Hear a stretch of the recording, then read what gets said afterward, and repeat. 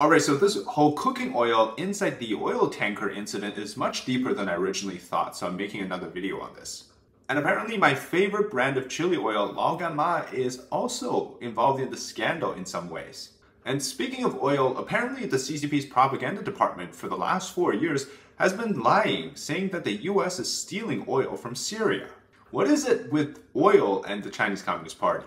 Now, in case you haven't watched my last video on this, basically what happened was an investigation by Beijing News found that oil tankers, these transportation trucks carrying oil tankers that were filled with petroleum or with fuel, would later on carry like cooking oil, such as soybean oil, in that same tank without ever cleaning the inside of it. So that's really gross and toxic. And according to the investigation, the driver says it's too costly for them to do a washing every time they want to transport a different type of substance inside the tank, so they just simply don't do it. This incident has shown us the ugliness of food safety, but not just that. This is completely straight up just a case of people screwing over people. Faking it, toxic stuff, individual cases, maybe. But this is straight up just greed, and on a massive scale too. Because the party involved wasn't just some small company producing oil in the countryside, it's Sinokrain, which is China's, at the helm of grain and oil management in China, and it's a state-owned enterprise. So China really does just fake and screw things from the top down. While toxic and fake stuff, as we've been covering many times, is quite common in China, what's different this time is that it's cooking oil. Everybody needs to use cooking oil. Okay, maybe not everybody. Maybe not the top level officials who get their olive oil extra virgin delivered from Spain and Italy every weekend. I'm kidding, I don't actually know if they use olive oil at all. But to certain levels, this affects the CCP propagandists, it affects certain level of officials, it affects the regular people. Everybody needs to use oil. And so everyone is finally mad about the situation because nobody really knows how many years this has been happening. And Sinokrain has yet to come out with an apology. They simply said that they're going to investigate the situation. For something that has affected the health of 1 billion people in China for how many years, who knows, they've done so little. They've offered no apologies, there's no recalls, there's no compensation, just they're investigating. And really, if you think about it, people were talking about it, but there's really no rage. People were getting mad a few months ago over a Chinese beverage and water company for essentially, they were accused of having too many Japanese elements, which was nonsense. And yet you don't see anybody going on the street protesting what's happening with their cooking oil. Not only is it extremely toxic and poisonous for mixing industrial grade oil with cooking oil, because consuming that leads to things like cancer, but it's also unimaginable for this to happen anywhere else but China. And let's not even mention the fact that there's gutter oil too. So you have multiple ways of people just poisoning you. Now you might say, just cook with pig lard or beef tallow. Well, you mean those hormone-raised pigs and hormone-raised cows? Yeah, well, it really doesn't help. The incident was so overboard, I guess you really broke the bottom line for many people that even Xinhua News, which is the Chinese state media, has been closely reporting on it too. And according to their reports, this was like an open secret among the delivery drivers, and it seems that on a large scale people were doing it. But Xinhua also calls it tantamount to poisoning. Since the incident broke out on July 2nd, people found that in the online store of Sinokrain, many of their oil products have been unshelved. According to customer service, though, they say that the warehouse is taking a break or a vacation and will be returning soon to sell more of the products. Back in 2015, similar things were already investigated and reported. This was by another media outlet saying that they were using the tanks to transport highly corrosive chemicals, and then the same tank, again without cleaning the inside, would transport edible oil. Basically, the tanks would transport anything from fuel to petroleum content to any other types of chemicals. On their return trip, they would carry things like syrup or cooking oil. I think many people really just don't like the fact that for so many years, I guess at least 2015, that since the story broke out first, but over the years since 2015, there's been zero, pretty much silence on this particular issue until 2024, July of 2024. That's already, 8 years, 9 years of just eating and consuming large amounts of mixed oil, which is pretty scary. If nobody was talking about it, nobody would have knew that this was happening in China. Of course, people are going to be mad.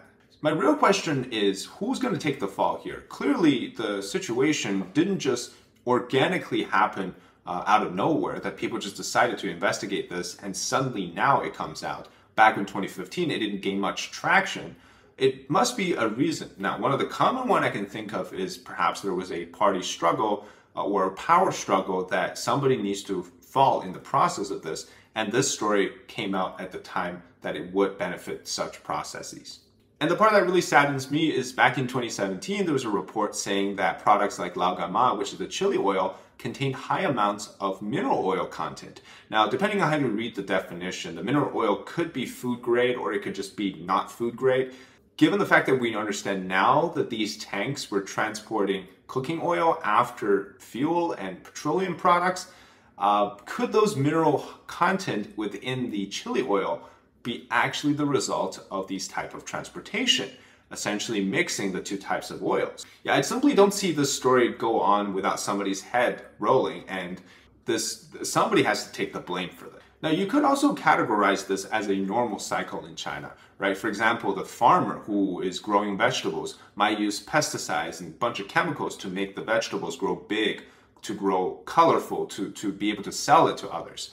And then that same farmer then goes on to buy pig or to buy pork from a pig farmer who used a lot of growth hormones on their pigs. And then that pig farmer then goes out to buy rice from another farmer who may use, all sorts of chemicals or even uses fake rice. So it's like, one person is screwing over others and the next person screws over them and the cycle continues on. And then until one day you have a story like this, which is of cooking oil, which affects pretty much everybody. It's no wonder certain types of cancer are so common in China. A lot of that could be related to food reasons. Think about it, the literal oil that you consume is poisoning you from within. Not to worry though, censorship will come, but first comes the blame game.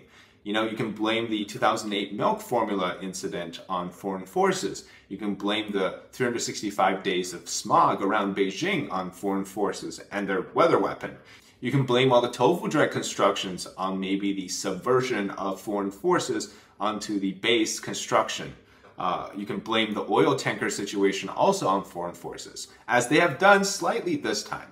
So for the past 4 years, according to these screenshots, Chinese state media has basically been using the same story, same footage, and the same script to accuse the US of stealing grain and oil from Syria. And it's quite bizarre. The video claims that the US uses a 20-truck convoy escorted by the US military to take grain, tons of grain, from Syria and takes them back to the United States. They apparently also set up check stops in the country to make sure to check every person's phone that they're not recording this and exposing it. And then the whistleblower in the video, who has his face blurred, of course to protect him from the CIA or something, is unable to disclose any information other than that this was recorded on camera, so they show the footage of the trucks, which then cuts into the US military vehicles, trying to seem like they were the same footage, but clearly, they're edited together. And even the Chinese Foreign Ministry joined in on the propaganda. Okay, so let's just stick with reality for a second. The #1 producer of oil in the world right now, beating Saudi Arabia, and the #3 or #4 producer exporter of grain in the world, the United States, apparently needs to go to Syria to steal from them of the very things that they're exporting to other countries, or is very much a dominant producer in those fields. How does that make any sense? Like, how dumb do you expect people to be? So think about this. Let's pretend this is real for a second, right? Okay, so let's say a truck full of wheat is about 20 tons. And you got 20 trucks, right? That's what they claim it to be. Now, say the price of the wheat on the market is about $240 US per ton. And say, adding up all the numbers, it's about $80,000 per transport, right? That's supposedly how much you would make if they were to go in and steal it. Now, stealing is stealing, but it doesn't mean that it doesn't come with any cost. You have the cost of the escort, you have the labor, the fuel cost, and everything else, right? So there's a lot of added cost to it. Now, let's say that they also get into a firefight with the local farmers and the armed forces who are trying to protect the wheat field from these imperialists. All of that, right? If a US soldier was killed or if they were injured, you have a lot of additional cost to them, right? So for them to go all the way to the Middle East to steal grain, to steal wheat, and transport it back to the United States, that would cost them hundreds of thousands of dollars to do so for no apparent reason. So in reality, what I think happened is, again, this is a joke, but ahead of July 4th celebration, they wanted to give a special gift to President Joe Biden.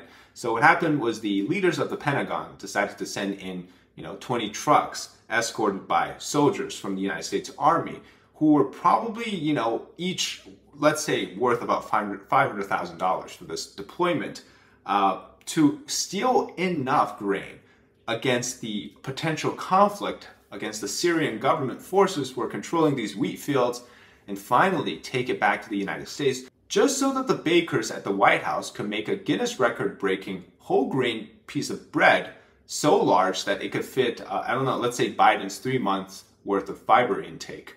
And that was the real reason here.